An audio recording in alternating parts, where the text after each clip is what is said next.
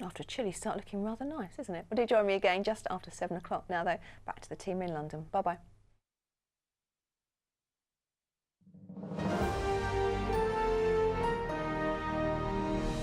Now, we are just hours from finding out who the winners or the losers might be in this year's budget. The government continues to rein in spending, it's saying. It's not thought that any major announcements are going to be made today.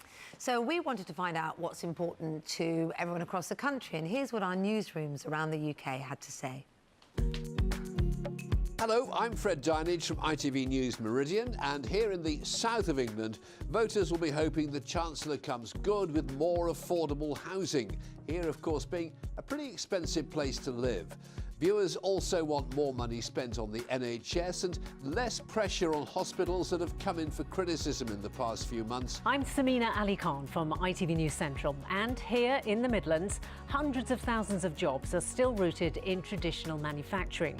We have lots of small independent companies in the sector, so people here will be watching very closely to see if the Chancellor can offer anything to them.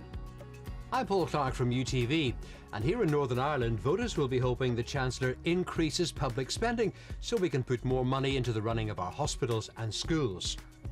We'd also like George Osborne to halve the rate of VAT for hotels, pubs and restaurants. That'll allow our tourist industry to compete with the Irish Republic, where the rate is just 9%. I'm Duncan Wood from Calendar at ITV Yorkshire. This is lovely Scarborough. There's a population of more than 6.5 million in our patch, from the Pennines to the peninsulas of the East Coast. They want proper support from the Chancellor, not gimmicks ahead of the election. They want their standard of living to rise, more investment in roads and railways, and more money for pensions. Well, our political editor, Sue Jameson, joins us now from Downing Street. Very good morning to you, Sue. There's the view from different parts of the country. I wonder what they can expect, all of us can expect from today's budget.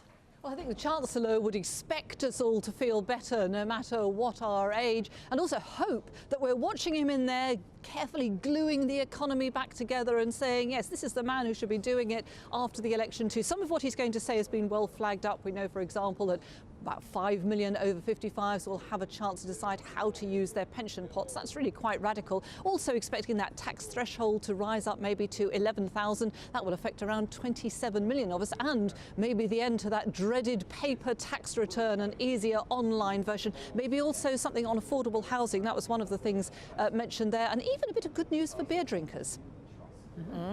So look, the Chancellor said no gimmicks, but I guess it kind of depends on how you define a gimmick, doesn't it?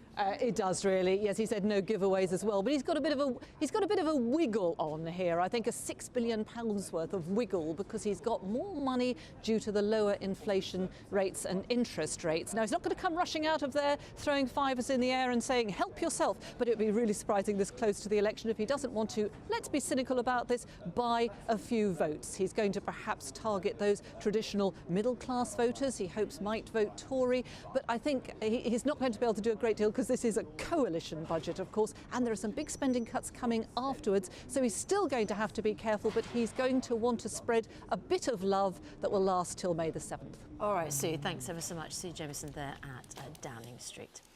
Now look, a new study says those who are